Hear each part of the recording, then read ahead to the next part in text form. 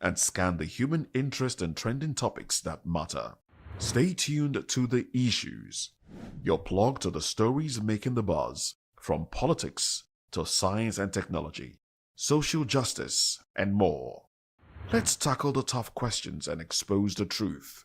The Issues on Voice of the People Television, Mondays to Fridays, 8 to 9 p.m. The Issues. Don't just react, understand.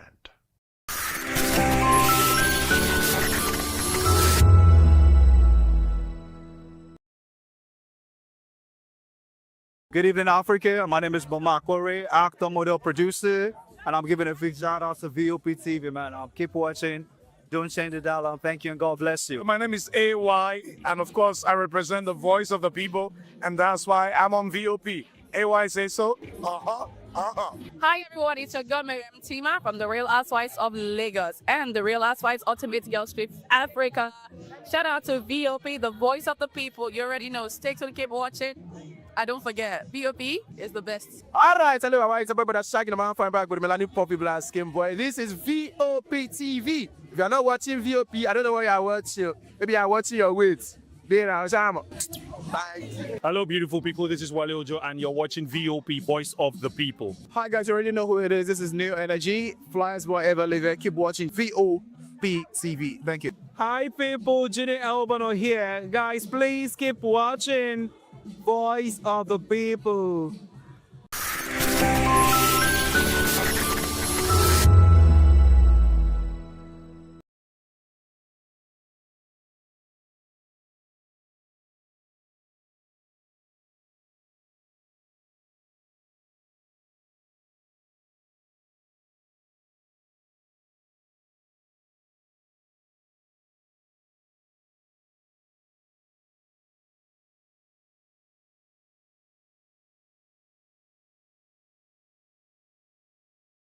Voice.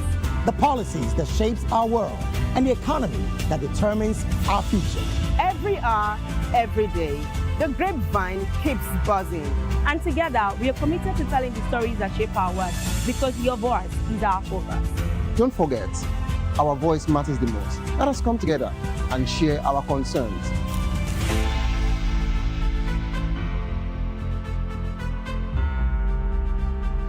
Mr. Familoni, and here's to VOP TV. Keep watching, stay tuned, do not touch that dial. My name is Made Kuti, and you're watching VOP TV. Keep watching. Welcome, my name is Zika Davis. Welcome, my name is Zika Davis. Distinguished ladies and gentlemen, boys, viewers, everybody, boys and girls. This is VOP TV. Do you know what that means? Voice of the People TV. You don't have a voice, don't come here. You better make sure your voice is heard.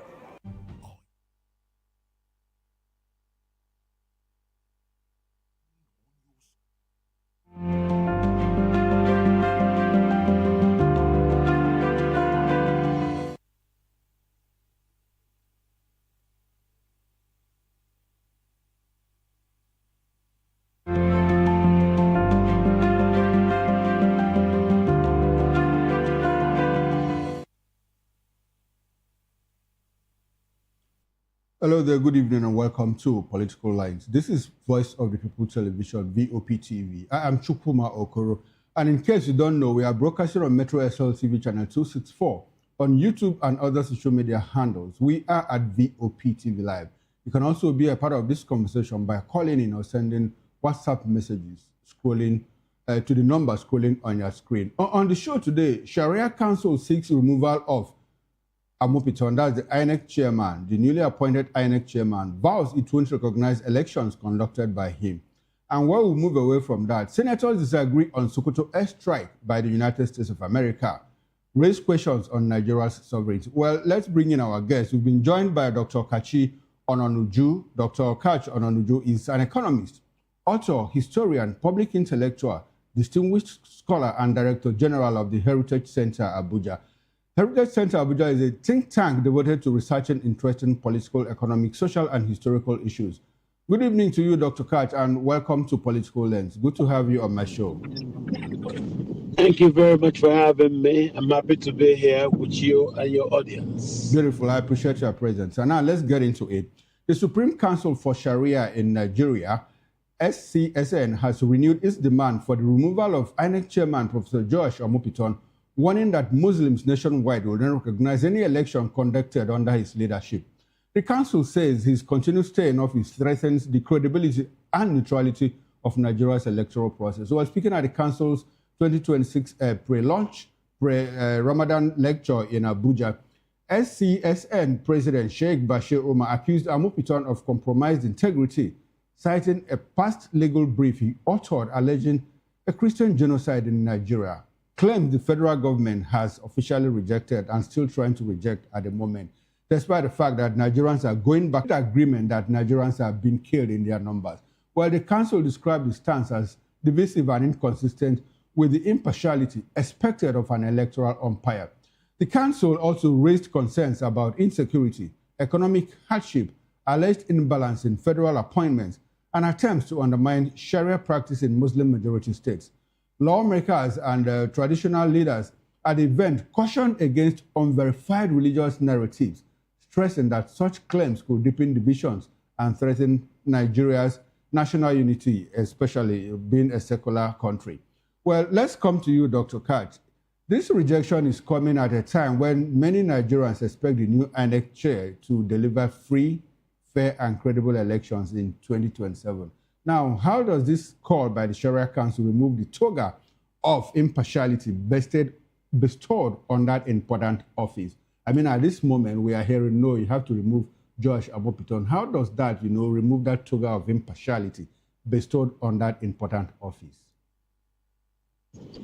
You need to ask yourself who is talking. A body that is inconsequential in our laws, in our dealings. It's just a religious body who are at best people who do not believe in Nigeria as we do believe in it. Because they are a committee based on Sharia. That's a religious tenet. It has nothing to do with the social chemistry of being in Nigeria. These are just religious fundamentalists, and that's what it is. So what is the view of fundamentalists when compared to the appraisal of an intellectual work? Okay, you're talking about an opinion held by the INEC current leader when he was not INEC leader. And what he said was simply what we are hearing right now. It's what the Americans are saying. It's what the world is saying. The Sharia shouldn't be part of our laws. We're a secular society. Sharia is a private thing. It is for the Muslim to think about Sharia, talk about Sharia, practice Sharia in their private spaces. Sharia is not something you bring to the public space. So if the Supreme Council or whatever they call themselves on Sharia talks, it's not for the country. It is for their internal followers in their sect. It has nothing to do with the position of an umpire in a secular society. So the Supreme Council for Sharia is an inconsequential body, and it should not matter to anybody who is serious, because what the INEC chairman wrote as a scholarly position, nobody can impeach it. It's true, it's accepted, it is the position of the majority of people in the world. And what the Sharia body is there for is just to protect its own narrow interests, which should not be seen as a national interest. So they are nothing. They don't mean nothing. They're inconsequential. And their words don't mean anything to policymakers. The INEC chairman has been appointed. His views, academic views, intellectual views about events before he became INEC chairman, those are scholarly views, and nobody can hold him for that. So it's good that you ignore what this body of some miscreants. I just call them vagrants. Okay, all right, Dr. Kaj, it's important to understand and to notice how you have just dismissed this call by the Sharia Council. First of all, you said the body itself is inconsequential. You said, well, they are religious fundamentalists and that Sharia shouldn't be a part of our legal codes. But in all of this, I mean, we see these things happen. Sharia is being practiced in some parts of the country against the will of a lot of people in those parts of the state. And if you say that this body is inconsequential and we shouldn't heed their call, we shouldn't take them seriously, I want us to go back to recent history. You know, at some point, when in the midst of the insecurity, when Nigeria, you know, met on insecurity, when insecurity met on our sin, and we saw the president, you know, he had a chief of army staff, Lieutenant Colonel Azubike Ihejurika, you know, who was very, very, very tactical in trying to rout out the terrorists. At the beginning, you know, before this thing, you know, got to a crisis proportion that we are now. And at that point, we had a certain group of people, northerners, you know, say, look, yeah, people are killing my people and all of this. There was pressure put on the then president, Goodluck Jonathan. Now he removed the Ihejurika.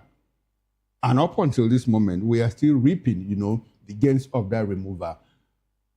Dr. Kaj, you know a certain Islamic cleric, very fiery, you know, by any characterization, talking about Sheikh Ahmad Gumi. And he's been saying quite a lot. You need to, you know, negotiate with these people. We see governments negotiate with the people he said negotiate. And at some point he said, look, Mr. Tinubu, you need to cut ties with United States of America and look towards Turkey. As we speak, our president is in Turkey cutting defense and economic deals with the Turkish government. When people come out with this kind of comments, is it appropriate to just dismiss them and say, well, they are inconsequential, they don't matter? If in reality, we see government hit their callings and all of that.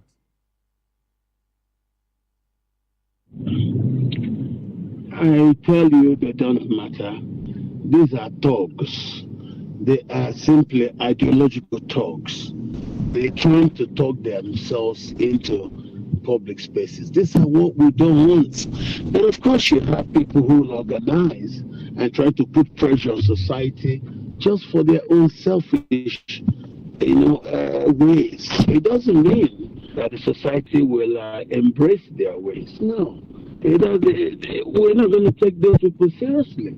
Please ignore them. Nigeria remains a secular society. Those are thugs who are fundamentalist thugs who try to force their ways on the rest of society. So that's why I tell you, ignore them.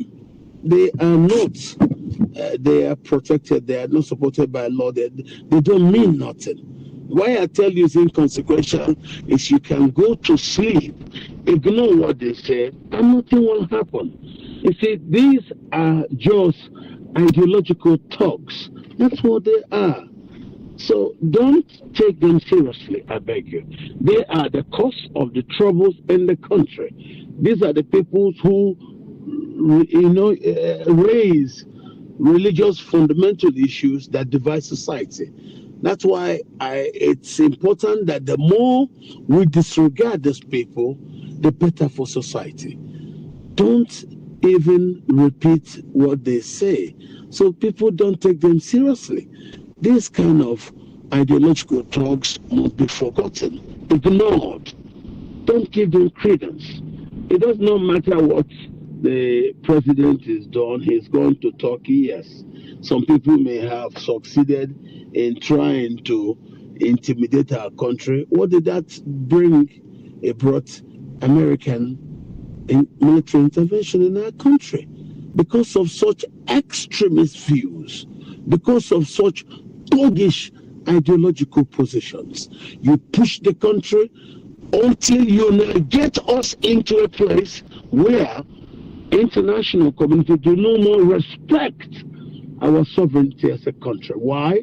We have listened to these people and we have derailed. That's why I tell you, these are inconsequential people. Ignore them. All right. Dr. Katz, I understand your position, and you are trying to drift into our second topic of discussion, which is the Rowdy session in the Senate, where the Senate President and Senator representing Bauchi Central, Abdul Ningi, had to disagree on American intervention in Nigeria. We'll talk about that in a bit. So I would like for us to stay, on the issue of the Sharia Council at the moment. And if you say that Nigeria is a secular state, which, is in the letters of our constitution, and it shouldn't be concerning to Nigerians when we see people that you call intellectual talks, fundamentalists and all of that, put out statements, you say we should ignore them. But strangely, when we ignore them, we see these things happening, like the push to introduce the Sharia code in the western part of the country. And there's been this back and forth, and somehow we came to understand that, look, it's nothing new that Sharia is already in place in some parts of the West, as a matter of fact. So who knows how soon, it will go to the South and the Southeast. Now, talking about the secularity of Nigerians, like I said, our president is currently in Turkey, and at some point in the course of discussions, the Turkish president, Recep Erdogan, described in a tweet he made on his X handle, described Nigeria as an Islamic country. How much of that should worry Nigerians of other faith, especially within the context of the present debate around Christian genocide in Nigeria? I mean, it's an ongoing debate. How concerning should that be to the average Nigerian when our president goes to another country and the president of that country puts up a description of Nigeria as an Islamic state, and the federal government, the president's handlers, don't say anything about, Nigeria is a secular state and all of that? Shouldn't it be concerning to people of other religious affiliations in Nigeria? This is exactly why I'm telling you. There is a caucus that want to derail this country. And because of their fundamentalist pushes, the Americans are here.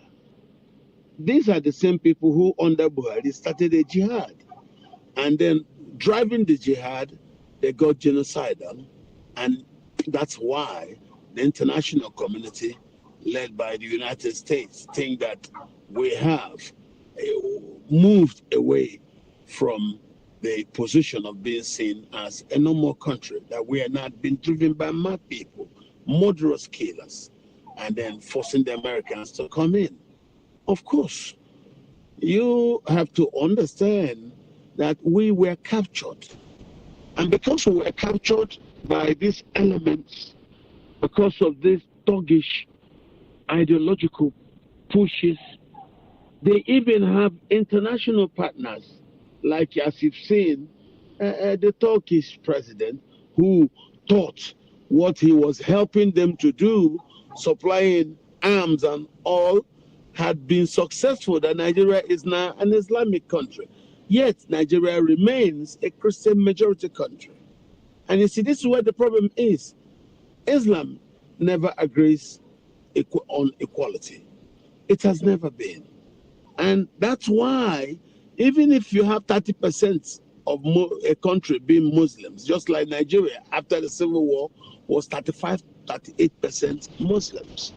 But through a cascade of coups, Muslims did coups, seized power, and started churning out decrees that gave Muslims more advantage than Christians. And before you know it, they now insist they are it's an Islamic country. Nigeria is not an Islamic country. And that's why I tell you, ignore such madheads who push this kind of rhetorics that drive us into this jihadist state in which we are, which has now forced the American military to come into Nigeria. That is avoidable if this kind of people didn't start doing what they were doing under the Buhari administration. Look at where we are now. And now you're asking me questions about the Senate. There are plenty. There is a religious war on in Nigeria. It's just that the Christians were docile. I don't understand what their problem was. But now you can see that docility led the Muslims to think that they have already pocketed the country. That docility is the reason why you're hearing the president of Turkey sound the way Gumi think he should. He's an ally of them. So for Tinubu to show that he has not totally abandoned them, he understands their game. And that's why you see even inside the cabinet, or current executive of the government's administrative executive, there are also people who have headlines. How did we get here? Buhari presidency pushed us with a lot of hardliners, with a lot of people who support the jihad, a lot of people who kept quiet during the genocide under Buhari, and suddenly Tinubu is now being forced to meander through a rock at a very hard place. But I want to assure Nigerians to not embrace despair. We can fix our country. We have been captured by fundamentalists, whether you like it or not. And what has jolted us back into an awakening is the international intervention led by the Americans. So it's no good where we are right now. Look at part of the components where they took us to: a jihad, a genocidal killing of Christians in Kaduna, in Plateau, in Benue, in Taraba. And this is wrong. This is wrong.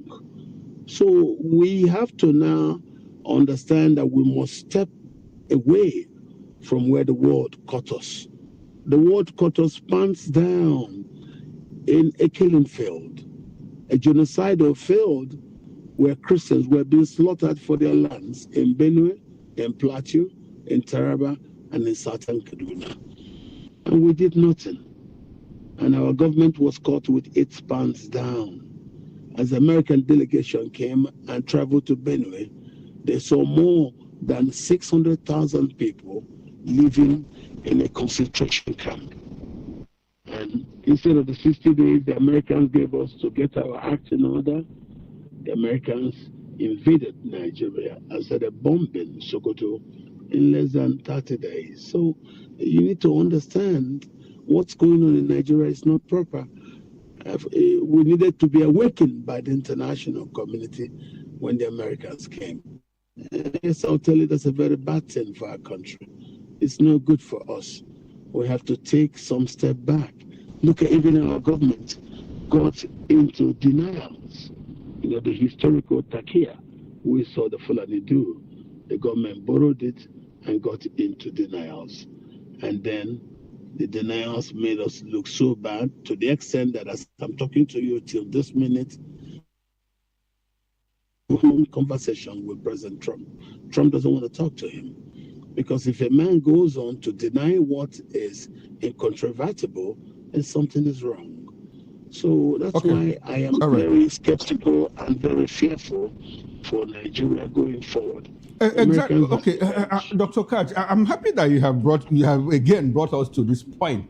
Back to the question that I asked. Now, if you that is telling us, to calm down, that there's nothing going on, and you tell us that you are very fearful about where Nigeria is traveling, do you still think that we should ignore these elements? Because it looks like they seem to be having their way. You have led us into the second topic of discussion, which is about the United States strike, in Sokoto. Do you think that clearly that was an infringement on Nigerian sovereignty? No, Nigeria have lost the right to be trusted to protect its sovereignty. Sovereignty is the people. The government stopped being a government of the people. It was a government of those who succeeded in capturing the country. And they levied a slow motion war using a jihad to commit ethnic cleansing on a genocidal scale that forced the international community, led by the United States, into acting to stop the jihadists. No, but the Nigerian government said they acted in collaboration with the United States, or that it was more like a collaboration. So, if Nigerian government collaborated, is it still an infringement on our sovereignty, or have we lost that right? The Nigerian government has signed on to it and have agreed that whatever the US does shall be seen as having been done in collaboration with the Nigerian authorities. So what you're now trying to discuss are the particulars and the characters of the security cooperation between Nigeria and United States, which Nigeria jumped into, without any strength or any capacity to say no, because they were caught hands down being complicit in the genocide.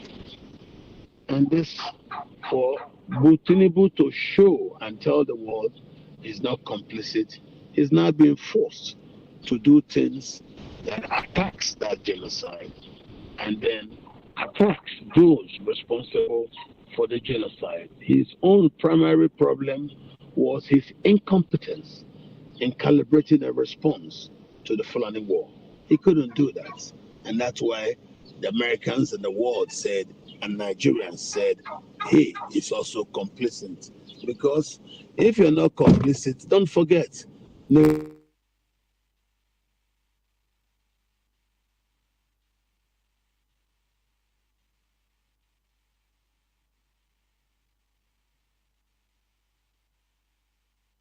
Okay, we seem to be having a network glitch. Okay, Dr. Kash, go ahead. I can hear you, sir. Go ahead.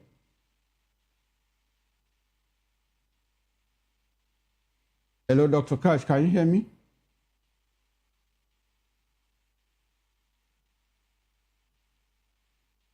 Okay, unfortunately, we have lost connection with Dr. Kash.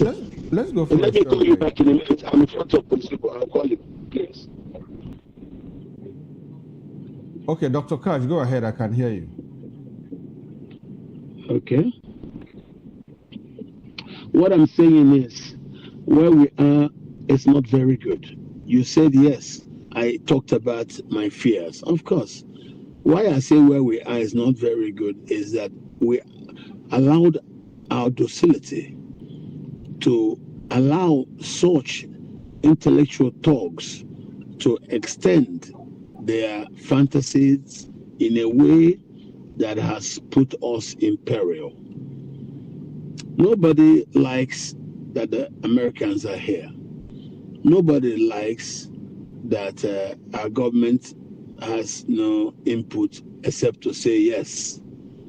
But there is a reason why it got that bad.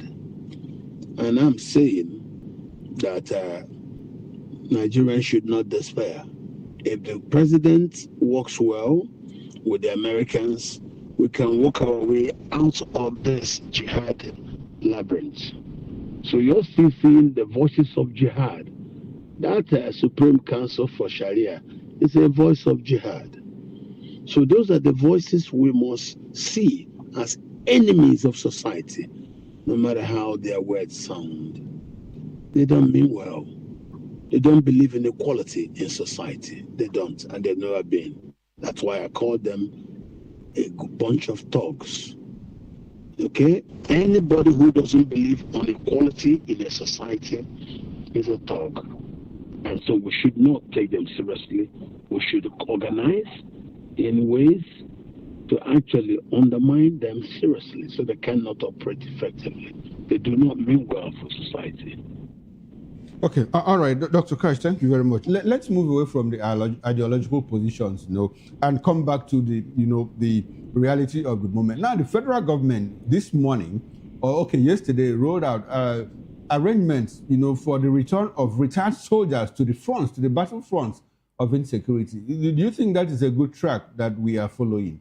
I mean, people who have been retired, soldiers, and we are bringing them back to help us fight insecurity. One, I have two questions. Now, does it look like the current Nigerian military is overwhelmed? And do you think that bringing back these retired soldiers will make any difference? Yes, you need to understand what you're calling, the man you're calling retired soldier. This is a Nigerian with military background, with intelligence capabilities. You are now enlisting him to be one of those people that will help to look after his immediate community. Nobody knows the immediate community more than indigenous people. So that's who you're talking about. An indigenous retired security personnel. Nobody can perform better in their given localities than an indigenous person. So that indigenous person being a former security operative, it's a very, very good employ for the government, for society also during this particularly tasking period of insecurity.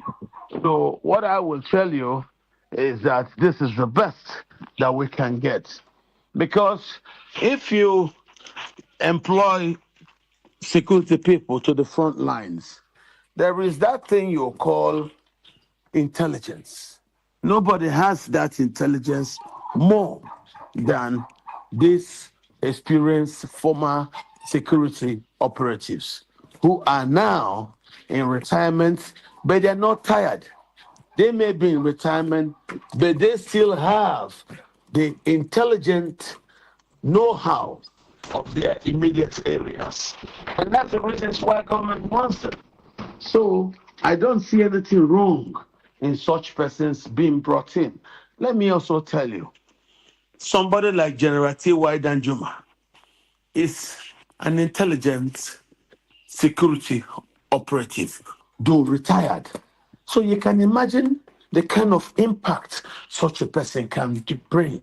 There are other colonels, there are other generals, there are other people in the other ranks who are also discharged from active security duty, but because of this experience that they bring, that they have gotten while working with the country, they become indispensable. You can't get anything better than such human beings in active internal areas across Nigeria. It's a good thing. No matter what you think about security, the first thing you employ in security is intelligence. Then, when you have that intelligence properly gathered, you now find active personnel to implement what has been gathered through intelligence. So if you put these experienced elderly people who have seen it all, gone to all the trainings, into the security networks that we seek to use to protect society, it will be a win-win for such a society.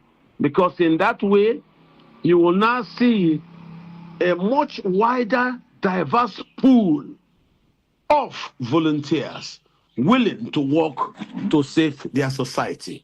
As I mentioned earlier about General T.Y. Danjuma, imagine multiplying people in such cadre and also in such offering modes all over the country. People with quality, incredible experience, contacts, networking. You now unleash them upon the security, space. Nobody can be better than them. Okay. They know everybody that is newly employed. They know everything that they left when they left office. They know who to call if they need any kind of assistance. You can't beat such rich that they possess. So, okay, all right. And this is what we've been praying for. Okay. But because of those who sponsor terrorism, do not want the contribution of those they can't control, because this kind of people, you can't control them. They only mean good for their immediate society. That's why they will only do good for society. So the bodies in government who are now sponsoring terrorism cannot control these people. That's why they are good for society. Okay, all right. Thank you very much, Dr. Kat. But let me ask you, a lot of Nigerians are worried, that the Nigerian government is trying to bring in retired soldiers, to the war front. And they say that, look, this is a tacit admission that, look, the present military has failed. Now, the present military, is saying, no, we have not failed. We are unable to deliver on our mandate because there are political considerations in our operation. I mean, when we are in the battlefront and we are about to rout out these terrorists, we get a call, from up above. Look, you need to pull back and all of that. So Nigerians are asking many questions. One of those questions is, will there be a change in the code of service when we bring in these retired soldiers? When they are about to defeat the terrorists, wouldn't there be an order for them to pull back? More like political orders, political considerations. And mind you, we've battled with insecurity for the past 15 years. Some of these people that we are bringing back were also in the military and they couldn't deliver. We have a record that over 100 generals have been, 500 generals in the Nigerian army have been retired in the past 10 years. All of these people were still in the military when we were undergoing this insecurity that has enveloped all of us. So what guarantee do we have that there wouldn't be political considerations if we bring them back to the battlefront? That is the question many Nigerians are asking. Are you able to help us untie that knot? Yes, let me untie it for you. The years when you were talking about were the years of Buhari, were the years of the rise of the Fulani cabal. And these years, it was the Fulani cabal because of the Fulani jihad. They now made sure nobody was. You remember when Buhari will appoint all security chiefs from simply one area, all Kujobel Northerners, all Muslims, because he didn't want the Christians and others to know what's going on. He had political control. Take, for instance, the Ministry of Defense. It has a new defense minister who now tells you that soldiers should not respect the old political doctrine of do not engage. What General Christopher Musa tells soldiers is, if somebody cocks the gun and you hear it, shoot. If somebody shoots at you and you see him, shoot.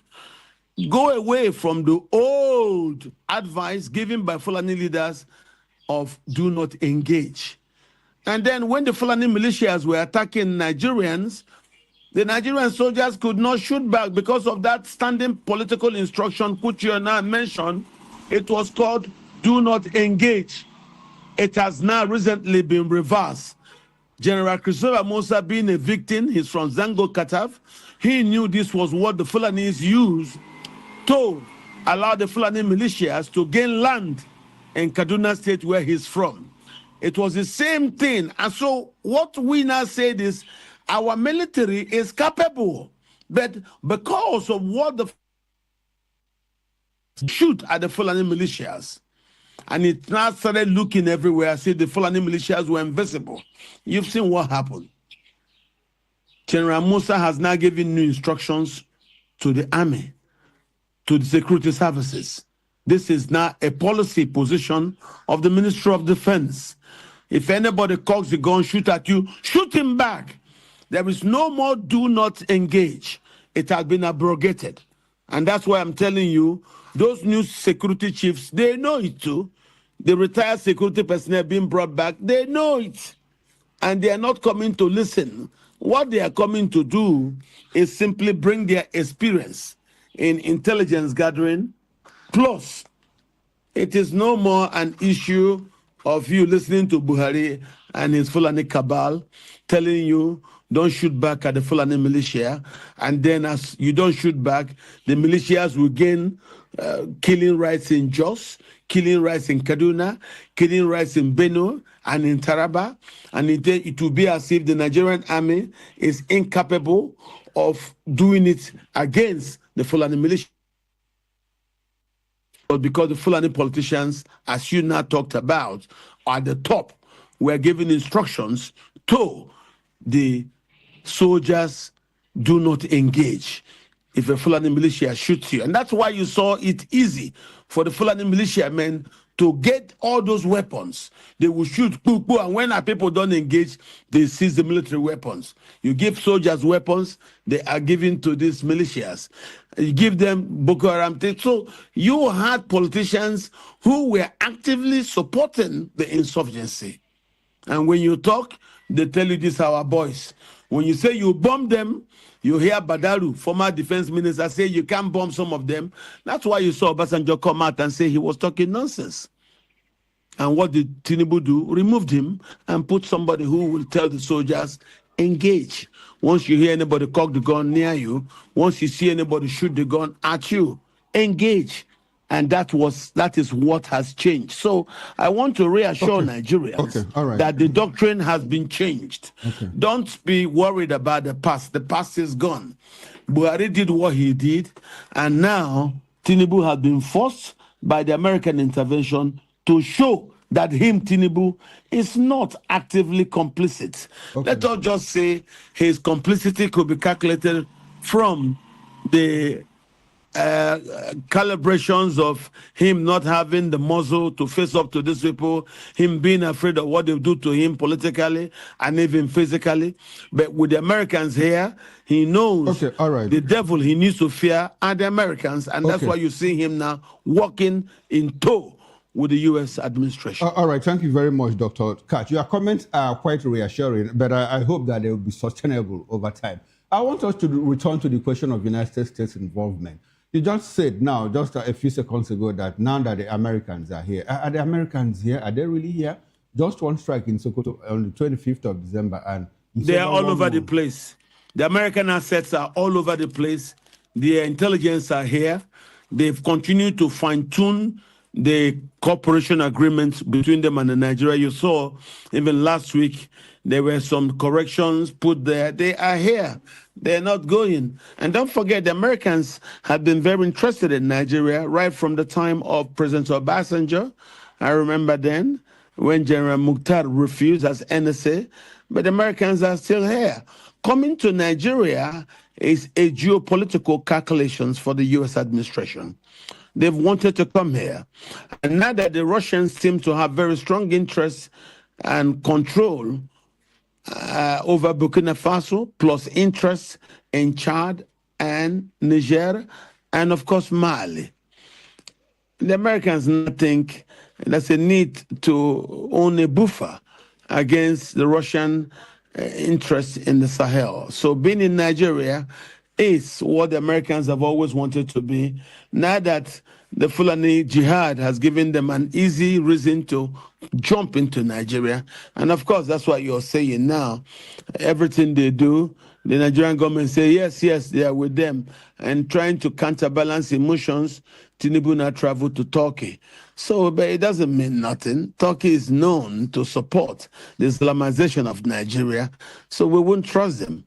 And the Americans know very well that the Turkish are not to be trusted because they are an ally of the Islamists working actively for the Islamization of Nigeria. Okay, but you also understand that Turkey is a member of NATO, just like United States of America.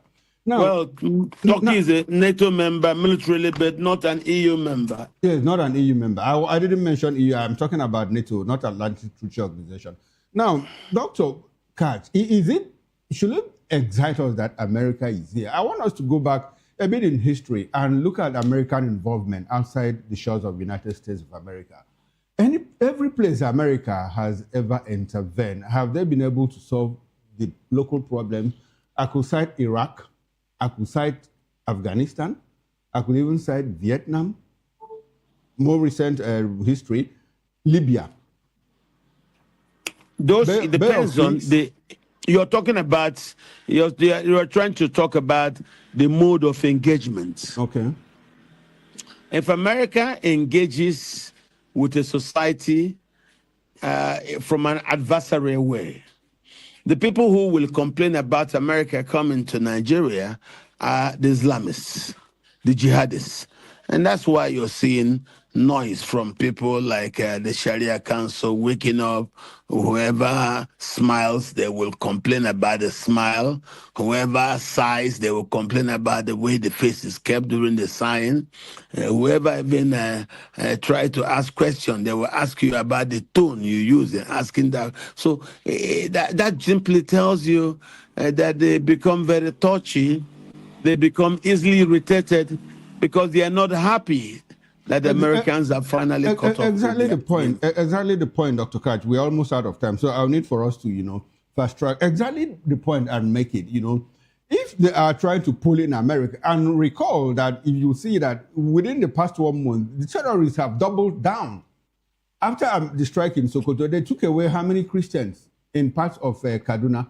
And in that same community, 10 other people have been kidnapped. In other parts, you know, flashpoints. These people seem to have doubled down, more like calling the bluff of United States of America. If it gets to a point where America has to put boots on ground, then we are traveling either the Afghan way or the Iraqi way. Is it something that is sustainable? That's the point I'm driving at. No, it might not be that way. Let me also be honest to you. There are and patrons of these groups.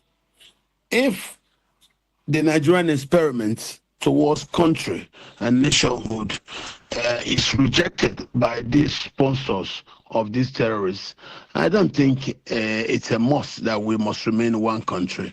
Those who seek to create a Sharia Supreme Council can go and create their own, and those who do not want can also live in their own country peacefully.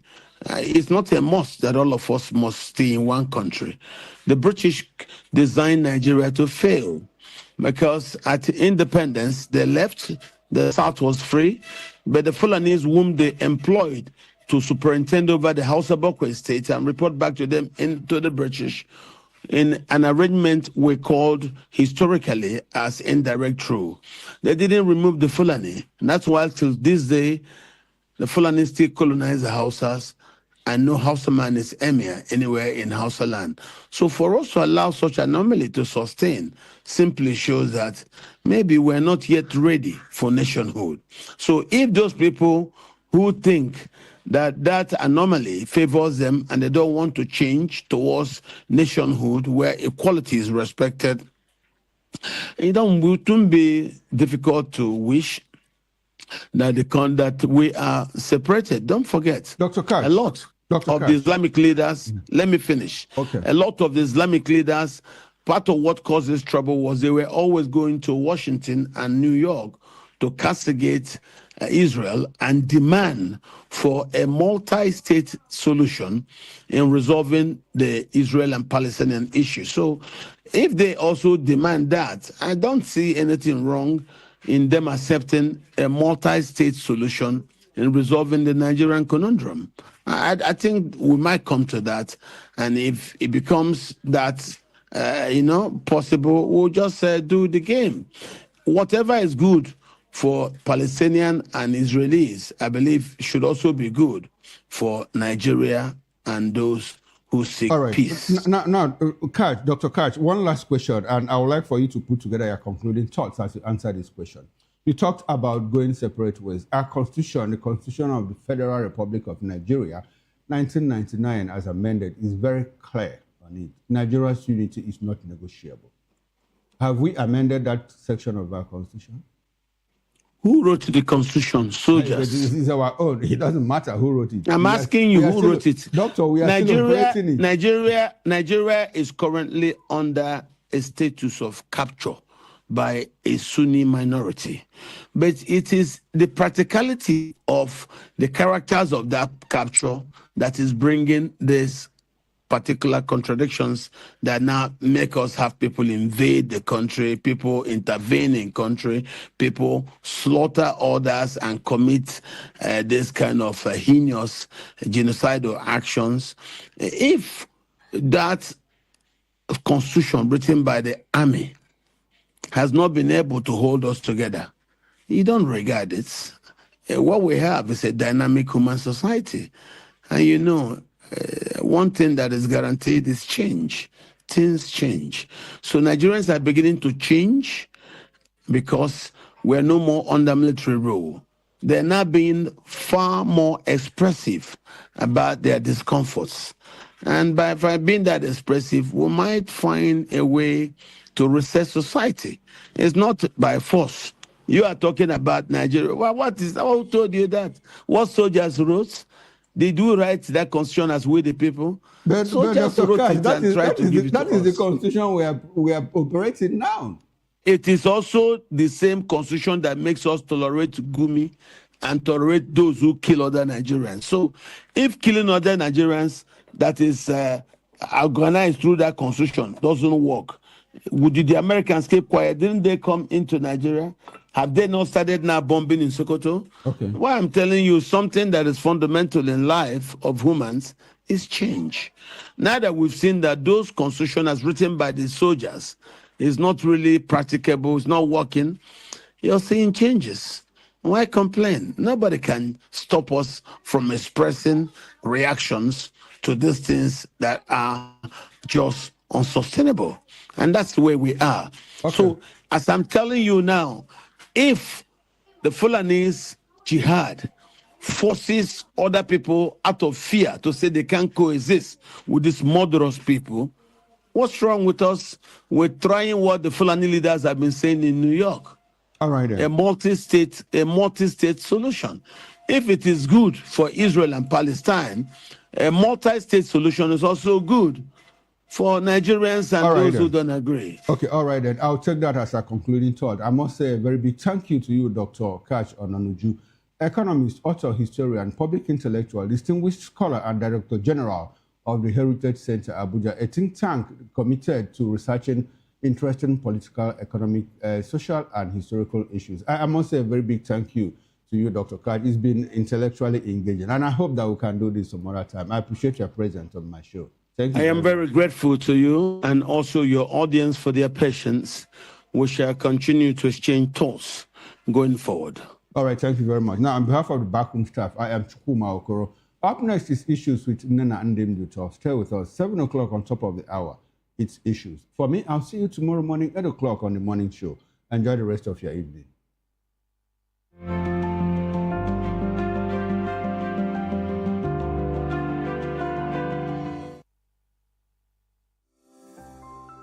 VOP TV. Now, you have more than a voice. In a world where truth is the ultimate power and opinions scream the loudest, it's time to wade through the noise. Hunger no get tribe! Hunger no get religion! And scan the human interest and trending topics that matter. Stay tuned to The Issues, your plug to the stories making the buzz, from politics to science and technology, social justice, and more. Let's tackle the tough questions and expose the truth.